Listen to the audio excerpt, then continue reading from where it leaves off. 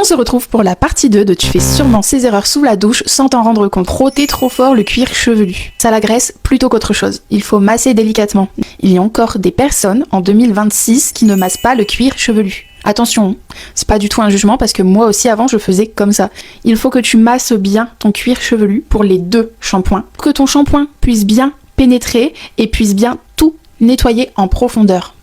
Pareil, quand tu appliques un après-shampoing ou un masque, tu fais pénétrer tes doigts à l'intérieur de tes longueurs. C'est-à-dire que l'après-shampoing ou le masque puisse pénétrer en profondeur dans toutes tes longueurs. À rincer tes cheveux, alors je sais, c'est relou, on a l'impression que ça dure une éternité, mais c'est important de bien rincer ses cheveux parce que sinon tu vas laisser des particules, de la saleté, donc bonjour les cheveux gras au bout d'une journée, et surtout ça va venir alourdir tes cheveux.